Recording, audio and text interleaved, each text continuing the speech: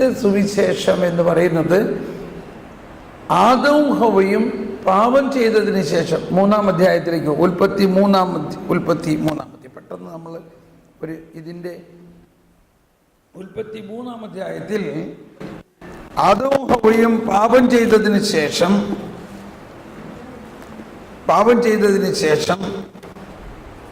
അത്തി ഇലകൾ കൊണ്ട് വസ്ത്രമുണ്ടാക്കിക്കൊണ്ട് കർത്താവിനെ മറഞ്ഞിരിക്കുമ്പോൾ ആരാണ് ആദ്യം അവരെ തേടി വന്നത്? ദൈവം തന്നെയാണ് വന്നത്. ദൈവം അവരെ തേടി വന്നിട്ട് അവരെ ശിക്ഷിച്ചോ? ശിക്ഷിക്കുകയല്ല ചെയ്തത്. ദൈവം അവരുടെ നഗ്നതയെ പൂർണ്ണമായി മറയ്ക്കാൻ അവർക്ക് ഒരു തുകൽ വസ്ത്രമുണ്ടാക്കി. നഗ്നത പാപം മൂലമുണ്ടായതാണ്.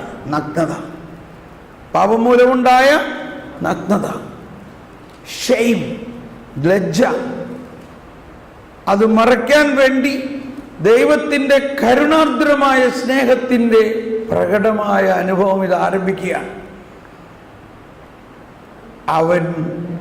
ദൈവമായ കർത്താവ് 21 ദൈവമായ കർത്താവ് തുകൽ കൊണ്ടൊരു ഉടയാട ഉണ്ടാക്കി ആദത്തെയും അവന്റെ ഭാര്യയെയും ധരിപ്പിച്ചു. ഇത് എവിടെ നിന്ന് കിട്ടിക്കാണും? ഈ തുകൽ എവിടെ നിന്ന് കിട്ടിക്കാണും? മൃഗത്തെ കൊന്നു കാണും. ഏത് മൃഗത്തെ കൊല്ലാനാണ് സാധ്യത? അവിടെ ഉണ്ടായിരുന്നു. നിങ്ങളൊക്കെ നോക്കി നിൽക്കും. ആടിനായിരിക്കും കൊന്നത്. വളരെ കണിശമായിട്ടാണ് പറയണേ. അപ്പോൾ വാസ്തവത്തിൽ ആട് അപ്പോഴേ തന്നെ ഈ രക്ഷാകര പദ്ധതിയിലേക്ക് കുഞ്ഞാട് കയറിയിരിക്കണം. അഥവാ കുഞ്ഞാടിനെ ബലിയാക്കി. എന്തിനു ബലിയാക്കി? മനുഷ്യന്റെ പാപത്തിൽ നിന്നും അവനെ രക്ഷിക്കാൻ, അവന്റെ നഗ്നത മറയ്ക്കാൻ ഒരു ലെതർ ജാക്കറ്റ് ഉണ്ടാക്കി കൊടുത്തിട്ട് എന്ത് പറഞ്ഞു?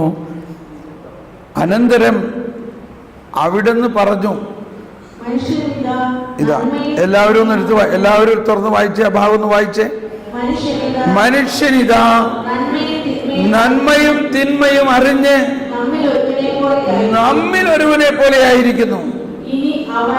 ഇനി അവൻ, എല്ലാവരും കരമുയർത്തി ശബ്ദമുയർത്തി ഏറ്റുപറഞ്ഞുകൊണ്ട്, എല്ലാവരും ഏറ്റുപറഞ്ഞുകൊണ്ട്, ഇനി അവൻ കൈ നീട്ടി ജീവന്റെ വൃക്ഷത്തിൽ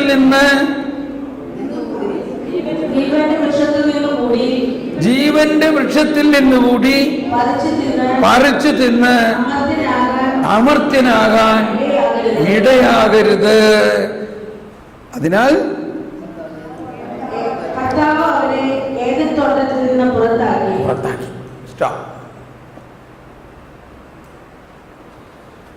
പുറത്താക്കി എന്ന് പറഞ്ഞാൽ നമ്മളുടെ ജീവിതത്തിലെ പരിചയമനുസരിച്ച് ആദ്യം നമ്മളെ പുറത്താക്കിയേക്കുന്നത് സ്കൂളിൽ ഹോംവർക്ക് ചെയ്യാണ്ട് വന്നപ്പോൾ നമ്മളെ പുറത്താക്കി, ഇല്ലേ?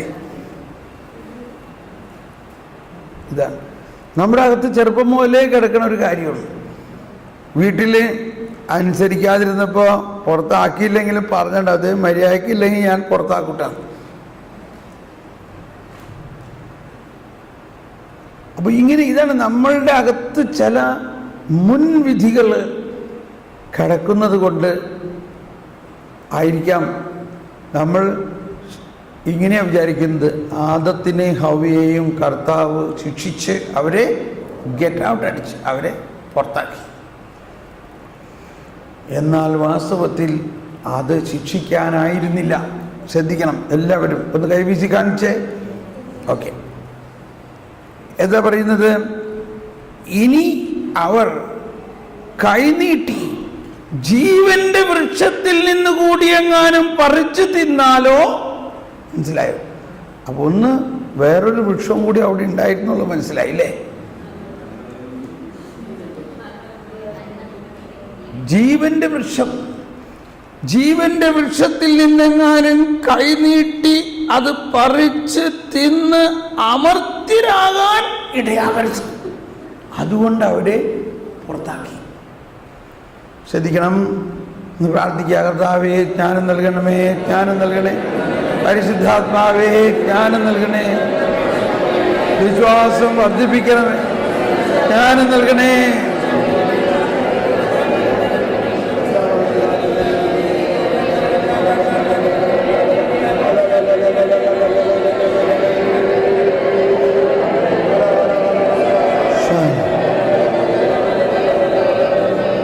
ഓക്കെ, അപ്പൊ എന്താ അതിൻ്റെ അർത്ഥം?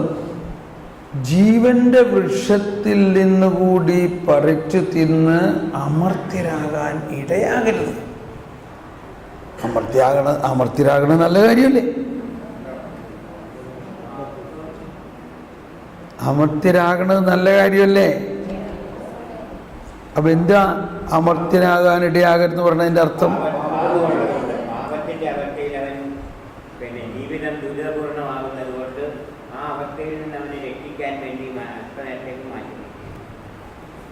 എത്ര നേരത്തേക്ക്?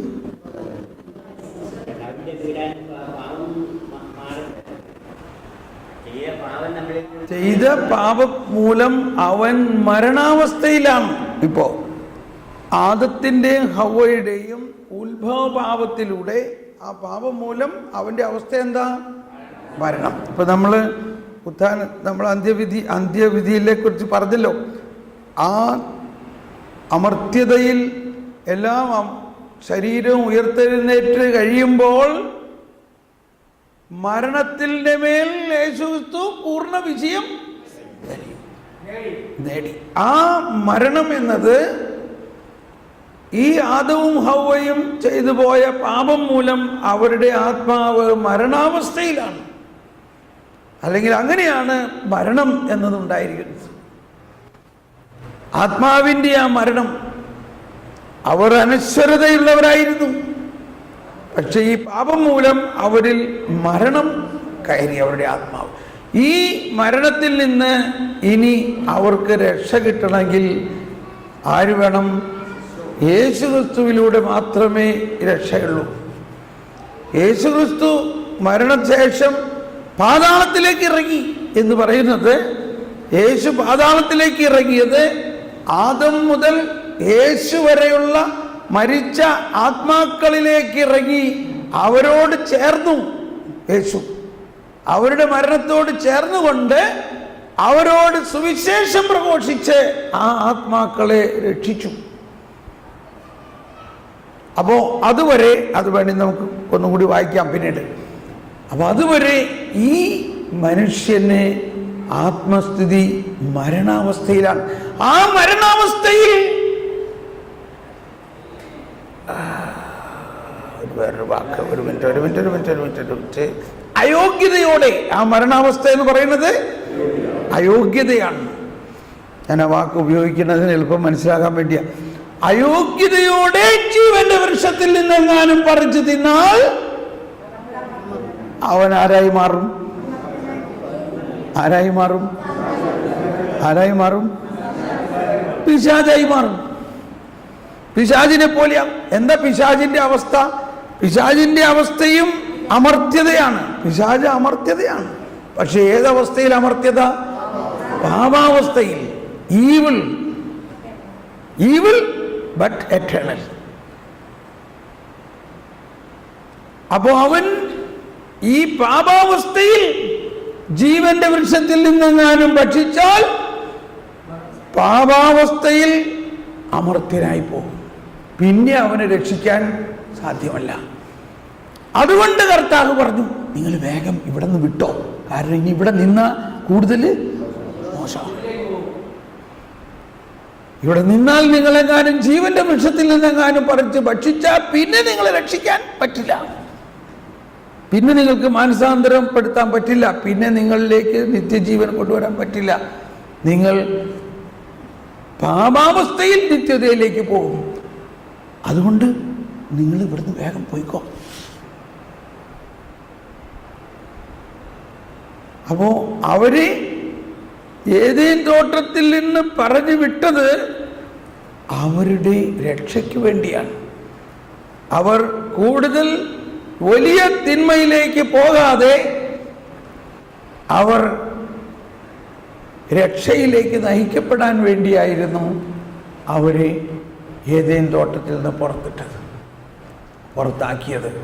പക്ഷെ ആ ലാംഗ്വേജ് കേൾക്കുമ്പോൾ നമുക്ക് ഇങ്ങനെ തോന്നുകയാണ്. നമുക്കൊന്ന് സ്തുതിക്കാൻ. കർത്താവേ സ്തോത്രം, യേശുവേ സ്തോത്രം.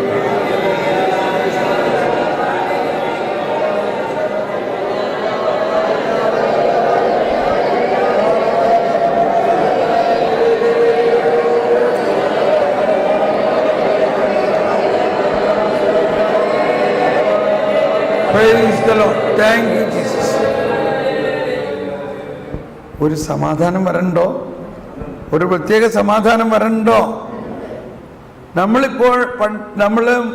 എല്ലാം വിചാരിച്ചിരുന്നത് അവരെ കർത്താവ് ശിക്ഷിച്ചു എന്നാണെങ്കിൽ ആ വിചാരം ഇപ്പോൾ മാറിയോ? ഇതിനെക്കുറിച്ച് ഏറ്റവും ഓഥൻറ്റിക്കലായിട്ടുള്ള കത്തോലിക്ക സഭയുടെ ഒരു ബൈബിൾ കമൻട്രിയാണ് സെൻറ്റ് ജെറോം ബൈബിൾ കമൻട്രി. ഇത്രയും വലിയൊരു പുസ്തകമാണ്. ഞാൻ അതിനകത്തും ഇതിനെക്കുറിച്ച് പഠിച്ചു നോക്കിയപ്പോൾ അതിലും ഈ പറഞ്ഞ കാര്യം തന്നെ എഴുതിയിരിക്കുന്നത്. അവർ കൂടുതൽ മാരകമായ അവസ്ഥയിലേക്ക്, അതായത് നിത്യമായ മാരകമായ അവസ്ഥയിലേക്ക് പോകാതിരിക്കാൻ വേണ്ടി അവരെ അവിടെ നിന്ന് മാറ്റി എന്നുള്ളതാണ്. അപ്പോൾ ഇത് മനസ്സിലായി കഴിയുമ്പോൾ തന്നെ, ഇത് പൂർണ്ണമായിട്ട് വിശ്വസിക്കുമ്പോൾ തന്നെ നമ്മളുടെ ഉള്ളിൽ ദൈവരാജ്യത്തിൻ്റെ വലിയ ഒരു പ്രത്യാശ നിറഞ്ഞ, ഒരു ആനന്ദം നിറഞ്ഞ ഒരവസ്ഥയാണ് നമ്മളിലേക്ക് പ്രവേശിക്കുന്നത്. Praise the Lord. അപ്പോൾ നമ്മളിത് പറയാൻ കാരണമുണ്ടായത് എന്താണ്? ആ 1 കൊറിന്ത്യോസ് 15:52-53 എന്ന് വായിച്ച്. 1 കൊറിന്ത്യോസ് 15:53.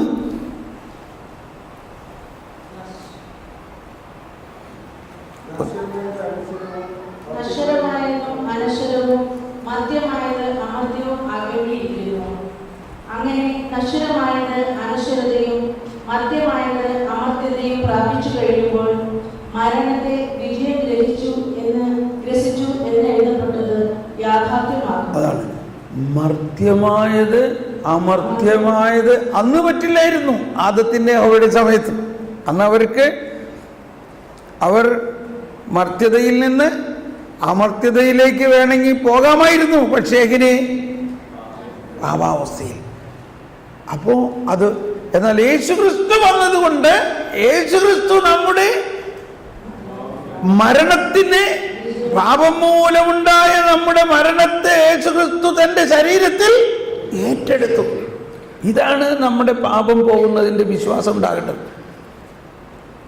നമ്മുടെ മനുഷ്യൻ്റെ പാപം പോകാത്തതിൻ്റെ കാരണം, നമ്മൾ യേശുക്രിസ്തുവിൽ വിശ്വസിച്ചിട്ടും നമ്മുടെ പാപം ഇനിയും നമ്മളിൽ ആധിപത്യം പുലർത്തുന്നുണ്ടെങ്കിൽ അതിൻ്റെ ഒരു പ്രധാന കാരണം ഇങ്ങനെ ഒരു വിശ്വാസത്തിലേക്ക് നമ്മൾ വളരുന്നില്ല.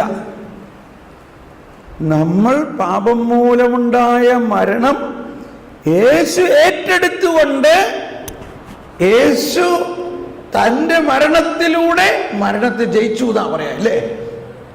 Through his death he conquered death. തൻ്റെ മരണത്തിലൂടെ അവൻ നമ്മുടെ മരണത്തിൻ്റെ മേൽ വിജയം. എന്നിട്ട് എന്ത് നൽകി? യേശു തൻ്റെ ജീവൻ നൽകി. കണ്ടോ, നമ്മുടെ മരണത്തെ യേശു ഏറ്റെടുത്തുകൊണ്ട് യേശുവിൻ്റെ ജീവൻ നമുക്ക് നൽകിയപ്പോൾ നമ്മുടെ മരണത്തിന്റെ സ്ഥാനത്ത് നമുക്ക് എന്ത് കിട്ടി? ആ ജീവനാണ് നിത്യജീവൻ. യേശുവിന്റെ ജീവൻ എന്ത് ജീവനാ? നിത്യജീവൻ. അതിന് മരിക്കാൻ പറ്റുമോ? ആ ജീവന് ഇനി മരിക്കുമോ? ഒരിക്കലുമില്ല. അപ്പൊ അങ്ങനത്തെ ഒരവസ്ഥയാണ്. കർത്താവേ സ്തോത്രം. യേശുവേ നന്ദി, യേശുവേ നന്ദി.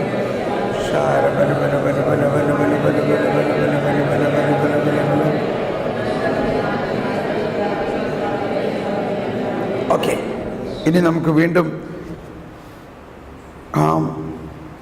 മരിച്ചവരുടെ പുനരുത്ഥാനത്തിലേക്ക് വരാം. എങ്ങനെയാണ് ഈ പുനരുത്ഥാനം സംഭവിക്കുന്നത്? എങ്ങനെയാണിത് സംഭവിക്കുന്നത് എന്നത് നമ്മുടെ ഭാവനയ്ക്കും ഗ്രഹണശക്തിക്കും അതീതമാണ്. അത് വിശ്വാസത്തിന് മാത്രം അഭിഗമ്യമാണ്. എന്നാലും കുർബാനയിലുള്ള നമ്മുടെ ഭാഗഭാഗിത്വം നമ്മുടെ ശരീരങ്ങൾ ക്രിസ്തുവിലൂടെ രൂപാന്തരപ്പെടുന്നതിന്റെ ഒരു മുന്നാസ്വാദനം നമുക്ക് പ്രദാനം ചെയ്യുന്നു.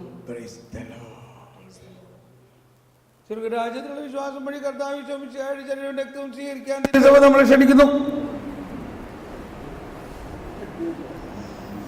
ഇനി നിങ്ങളിത് കേൾക്കുമ്പോൾ ശരിക്കും മനസ്സിലായിക്കൊള്ളൂ അല്ലേ? കണ്ടോ, വിശുദ്ധ കുർബാനയിൽ നമുക്ക് എന്താ ലഭിച്ചത്? സ്വർഗരാജ്യത്തിലുള്ള വിശ്വാസത്തോടെ നമ്മൾ ഈ ശരീരവും രക്തവും സ്വീകരിക്കുകയാണ്. അപ്പോൾ ആ സ്വീകരിക്കുന്ന ശരീരം ഉയർത്തെഴുന്നേറ്റ ശരീരമാണോ? അപ്പോൾ ആ ശരീരം നമ്മളിലേക്ക് എന്ത് പകരും? ഉയർപ്പ് പകരും. അപ്പോൾ നമ്മൾ കർത്താവേ അങ്ങയുടെ ദാസന്റെ പാവങ്ങളും അപരാധങ്ങളും ക്ഷമിക്കണമേ, ശത്രുതയിലും കലഹത്തിലും നമ്മളെ കുർബാന സ്വീകരിക്കുകയും ആത്മാവിനാൽ. അതിൻ്റെ അവസാനം കേട്ടോ, കർത്താവേ ഇവ ഞങ്ങളുടെ ശരീരങ്ങളുടെ ഉയർപ്പിനും ആത്മാക്കളുടെ രക്ഷയ്ക്കും കാരണമാകട്ടെ. ഇത് നമ്മളിപ്പോൾ സ്വീകരിക്കാൻ പോകുന്ന ഈ തിരുശരീര രക്തം എന്തിനു കാരണമാകട്ടെ? ശരീരങ്ങളുടെ ഉയർപ്പിനും. അപ്പോൾ ഇനി നമ്മൾ ഈ സിറോ മലബാർ കുർബാനയിലായാലും ലത്തീൻ കുർബാനയിലായാലും ഒരുപാട് പ്രാർത്ഥനകളെ നമ്മളതിങ്ങനെ വേഗം പ്രാർത്ഥിക്കാതെ സാവധാനം അതിൻ്റെ അർത്ഥം മനസ്സിലാക്കി പ്രാർത്ഥിച്ചു പോകുമ്പോൾ നമുക്ക് മനസ്സിലാവും നമ്മൾ ഇപ്പോൾ തന്നെ ആ ഉയർപ്പിൽ പങ്കുകാളാവുന്നുണ്ട്. അതാണ് ക്രിസ്ത്യാനി എന്ന് പറഞ്ഞാൽ. മരിച്ച യേശുവിൻ്റെ ക്രിസ്ത്യാനിയല്ല നമ്മൾ, മരിച്ചുയർത്ത യേശുവിൻ്റെ ആത്മാവുണ്ട്. അപ്പൊ മാമോദീസായിൽ നമ്മളിൽ എന്ത് സംഭവിച്ചു? മാമോദീസായിലൂടെ നമ്മളിൽ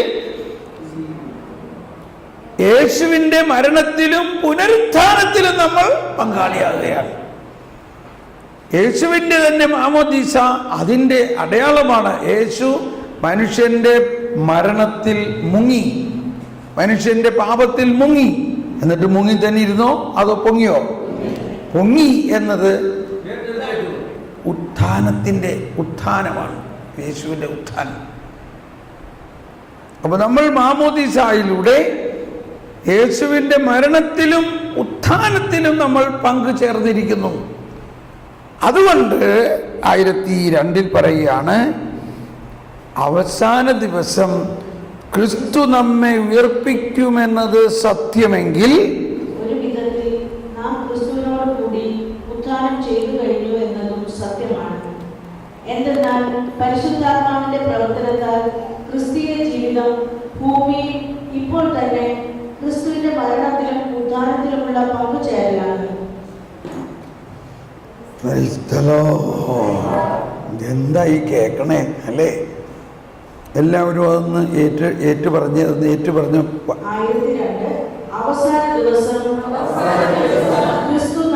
ക്രിസ്തു നമ്മെ ഉയർപ്പിക്കുമെന്നത് സത്യമെങ്കിൽ ഒരു വിധത്തിൽ നാം ക്രിസ്തുവിനോട് കൂടി ഉത്ഥാനം ചെയ്ത് കഴിഞ്ഞു എന്നതും സത്യമാണ്. എന്തെന്നാൽ പരിശുദ്ധാത്മാവിന്റെ പ്രവർത്തനത്താൽ ക്രിസ്തീയ ജീവിതം ഭൂമിയിൽ ഇപ്പോൾ തന്നെ ക്രിസ്തുവിന്റെ മരണത്തിലും ഉത്ഥാനത്തിലുമുള്ള പങ്കുചേരലാണ്. ഇപ്പോൾ തന്നെ കണ്ടോ, സർവാധിപനാം കർത്താവേ നമിക്കുന്നു, വിനയമോടെ നമിച്ചു പുകഴ്ത്തുന്നു. മറ്റു മഹോന്നതമാം ഉത്ഥാനം നീ അരുളുന്നു, അക്ഷയമവനുടെ ആത്മാവിൽ ഉത്തമരക്ഷയുമേകുന്നു. ഒന്നുകൂടി രണ്ടാമത്തെ ഭാഗം. മർത്യനു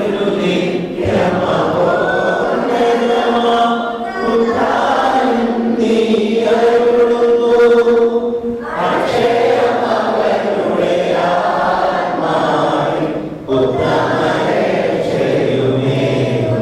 സംഭവിച്ചു കഴിഞ്ഞു. മാമോദീസായിലൂടെയും ശരീരലേപനത്തിലൂടെയും വിശുദ്ധ കുർബാനയിലൂടെയും നമ്മൾ യേശുവിൻ്റെ ഉത്ഥാനത്തിൽ പങ്കുചേർന്ന് ആ ഉത്ഥാനത്തിന്റെ അനുഭവത്തിലാണ് നമ്മൾ ഇപ്പോൾ ഒന്ന് വിശ്വസിച്ചുകൊണ്ടെന്നുകൂടി പാടി അതൊന്ന് വിശ്വസിച്ചു. ഉത്ഥാനം നീ അരുളുന്നു അക്ഷയമവൻ.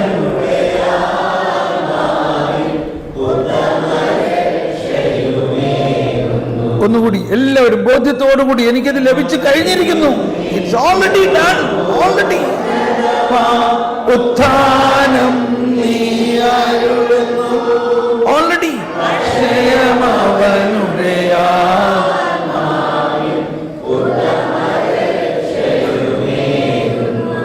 കർത്താവേ, അങ്ങ് സത്യമായി ഞങ്ങളുടെ ശരീരങ്ങളെ ഉയർപ്പിക്കുന്നവനും ആത്മാക്കളെ രക്ഷിക്കുന്നവനും ജീവനെ നിത്യം പരിപാലിക്കുന്നവനുമാണ്.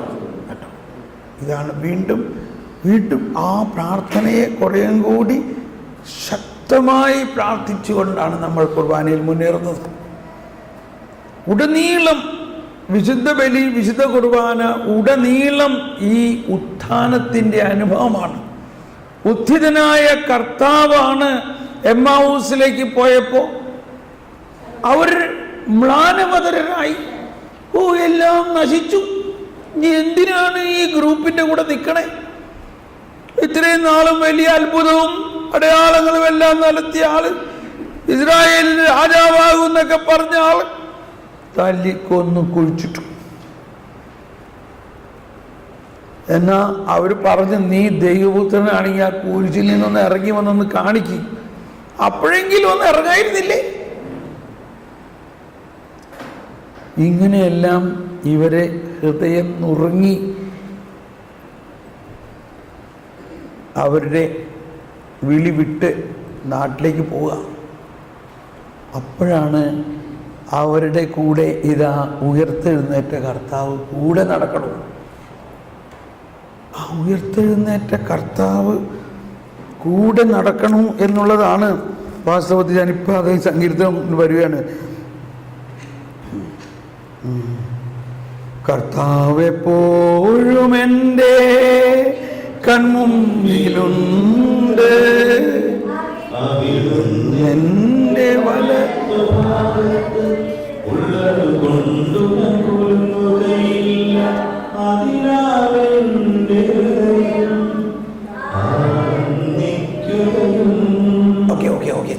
അപ്പൊ ഈ ഉയർത്തെഴുന്നേറ്റ കർത്താവ് ഇവരുടെ ഒപ്പം നടന്നിട്ടും ഇവർ മനസ്സിലാവുന്നില്ല. എന്തുകൊണ്ട് മനസ്സിലാവുന്നില്ല? അവരുടെ കണ്ണുകൾ മൂടപ്പെട്ടിരുന്നു. അവർ മനസ്സിലാക്കരുത്. ഇത് നേരത്തെ പറഞ്ഞ കാര്യമല്ല. അവർ കണ്ടിട്ടും കാണാതിരിക്കാനും കേട്ടിട്ടും ഗ്രഹിക്കാതിരിക്കാനും അങ്ങനെ ഇപ്പോൾ അവർ മനസ്സിലാക്കരുത്. അതെന്തിനാ ഇപ്പൊ മനസ്സിലാക്കാതിരിക്കുന്നത്? അവരിത്രയും ഹൃദയം നുറുങ്ങിയിട്ടാണ് പോണേന്ന് ഈശോനറിയാം. വന്ന വഴി തന്നെ ഹലോ ഞാൻ ഉയർത്തെഴുന്നേറ്റ കർത്താവാണ്, അവിടെ ഇടൂ, ഞാൻ ഉയർത്തെഴുന്നേറ്റിരിക്കുന്നു എന്നുള്ള സന്തോഷ വാർത്ത പറയാനല്ലേ ചെയ്യേണ്ടത്. അത് പറഞ്ഞാലും അവർക്ക് വിശ്വാസമാവില്ല. അതാണ് ഉയർത്തെഴുന്നേറ്റ് കണ്ടവര് വിശ്വാസമായോ അവർക്കൊന്നും? അതാണ് ഈ മിസ്റ്റീരിയം അല്ലെങ്കിൽ ആ മിസ്റ്ററി, രഹസ്യം എന്ന് പറഞ്ഞാൽ. അപ്പോൾ ഈശോ ഈ വാക്കുകളെല്ലാം, ഈ സംഭവങ്ങളെല്ലാം വ്യാഖ്യാനിച്ചു കൊടുത്തു. അങ്ങനെ ഒരു ഏകദിന സെമിനാർ പോലെ രാവിലെ മുതൽ അവരോടൊപ്പം നടന്നു. ആര്? ഉത്ഥിതനായ കർത്താവ്. ആ ഉത്ഥിതനായ ശരീരത്തോടുകൂടി, ആ ഉത്ഥാനം ചെയ്ത ശരീരത്തോടുകൂടി അവരോടൊപ്പം നടക്കണം. ആലോചിച്ച് നോക്കി.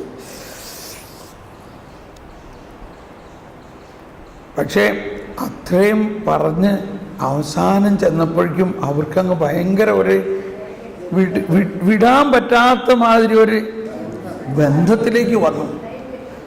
അവർ പറഞ്ഞു, സന്ധ്യയായി, സാത്ത് രഹ്നാ പ്രഭുജി, സാഞ്ച് ഹോ രഹാ ഹൈ, രാഹോं में अंधेरा ഫൈൽ രഹാ ഹേ സാത്ത് രഹന പ്രഭുജി. അതാണ് അതിൻ്റെ ഹിന്ദി. ഇന്ന് ഞങ്ങളോടൊപ്പം തന്നെ. അങ്ങനെ അവൻ അവരോടൊത്ത് വസിക്കുവാൻ അകത്ത് കയറി. അവൻ അവരോടൊപ്പം ഭക്ഷണത്തിനിരുന്നു. അപ്പമെടുത്ത് വാഴ്ത്തി വിഭജിച്ച് അവർക്ക് നൽകി. അപ്പോൾ അവരുടെ കണ്ണുകൾ അവർ അവരെ തിരിച്ചറിഞ്ഞു. പക്ഷേ അവൻ ഉടനെ അപ്രത്യക്ഷം. അവനവിടെ പോയി. ഈ 12 കിലോമീറ്റർ ദൂരം അവരോട് കൂടി നടന്നു വന്ന ആള്, അവരുടെ ഒപ്പം ഭക്ഷണത്തിനിരുന്ന ആള് അപ്രത്യക്ഷനായി. എവിടെ പോയി? അപ്പമായി മാറി. ഉയർത്തെഴുന്നേറ്റ കർത്താവിൻ്റെ ഉയർപ്പ് മുഴുവനും ഒരു ക്യാപ്സൂള് മാതിരി ആയിട്ട് അവരുടെ അകത്തേക്ക് കയറി അവരുടെ ആത്മാവിനോട് ചേർന്നപ്പോൾ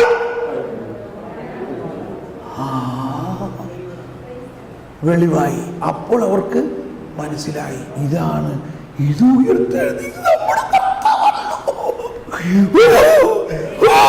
കർത്താവ് ഉയർത്തെഴുന്നേറ്റിരിക്കുന്നു. നമ്മളിപ്പോ തന്നെ ജെറുസലേമിലേക്ക് പോകണം. നമ്മളിത് ഇപ്പൊ തന്നെ പറയണം. എവിടെ പോയി? അവര് മ്ലാനമതരായി തളർന്ന് ഉണങ്ങി വന്നവരുടെ എല്ലാ തളർച്ചയും പോയി. ശക്തി കൊണ്ട് നിറഞ്ഞ്, ഉയർപ്പിന്റെ ശക്തി കൊണ്ട് നിറഞ്ഞ് അവരെങ്ങനെയാണ് മടങ്ങിപ്പോയത്? കർത്താവ് ഉയർത്തെഴുന്നേറ്റിരിക്കുന്നു. ഹല്ലേലൂയ! കർത്താവ് സത്യമായി ഉയർത്തെഴുന്നേറ്റിരിക്കുന്നു. ഞങ്ങൾ അവനെ കണ്ടു, ഞങ്ങൾ അവനെ കണ്ടു. ഇതായിരുന്നു ആദ്യത്തെ വചന പ്രഘോഷണം. ആദ്യത്തെ പ്രഘോഷണമായിരുന്നു, കർത്താവ് സത്യമായും ഉയർത്തെഴുന്നേറ്റിരിക്കുന്നു. എങ്ങനെ അവർക്കിത് അനുഭവമായി? കണ്ടോ? വിശുദ്ധ കുർബാനയിലൂടെ. അപ്പം ഉത്ഥാനം തന്നെയാണ്. അപ്പം ഉത്ഥാനം ചെയ്ത ഈശോ ആണ്. ആ തിരുശരീരം ഈശോ ആണ് നമ്മിലേക്ക് വരുന്നത്.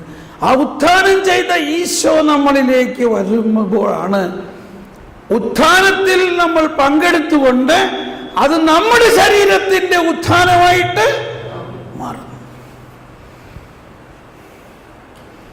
യേശുവിനെ മരിച്ചവരിൽ നിന്നും ഉയർപ്പിച്ചവന്റെ ആത്മാവ് നിങ്ങളിൽ വസിക്കുന്നുണ്ടെങ്കിൽ, യേശുക്രിസ്തുവിനെ ഉയർപ്പിച്ചവൻ നിങ്ങളിൽ വസിക്കുന്ന തന്റെ ആത്മാവിലൂടെ നിങ്ങളുടെ മർത്യ ശരീരങ്ങൾക്ക് പുതുജീവൻ നൽകും. അതാണ് ക്രിസ്തീയ ശക്തി. അപ്പോ ഉത്ഥാനം, നമ്മുടെ ശരീരത്തിന്റെ ഉത്ഥാനം അന്ത്യദിനത്തിൽ ഉണ്ടാകുമെന്നത് സത്യമാണെങ്കിൽ, മറ്റൊരു വിധത്തിൽ പറഞ്ഞാൽ ഇപ്പോൾ തന്നെ ആ ഉത്ഥാനത്തിൽ നമ്മൾ പങ്കാളികളാകുന്നു. അപ്പൊ ഇപ്പോൾ തന്നെ നമ്മൾ ഉത്ഥാനത്തിൽ പങ്കാളികളാകുമ്പോൾ നമ്മുടെ പാപം മൂലം മർത്യമായ ഈ ശരീരം ഈ അമർത്യതയിൽ പങ്കുചെല്ലുമ്പോൾ, നമ്മുടെ പാപം മൂലം മർത്യമായ ശരീരത്തിന് ഇപ്പോൾ തന്നെ നമുക്ക് അമർത്യത കിട്ടുമ്പോൾ പിന്നെ നമുക്ക് പാപം ചെയ്യാൻ പറ്റുമോ? അതാണ് കൃത്യത. പിന്നെ നമുക്ക് പാപം ചെയ്യാൻ പറ്റില്ല. ആരുടെ ശക്തിയിലൂടെ? ഈ ഉത്ഥാനത്തിന്റെ ശക്തിയിലൂടെ.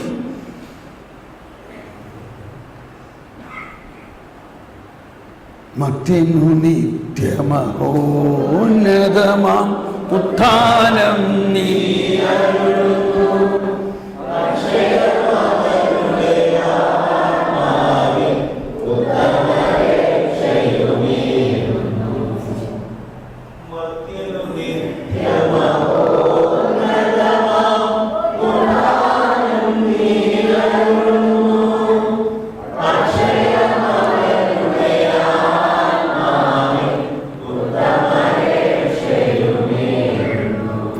the Lord.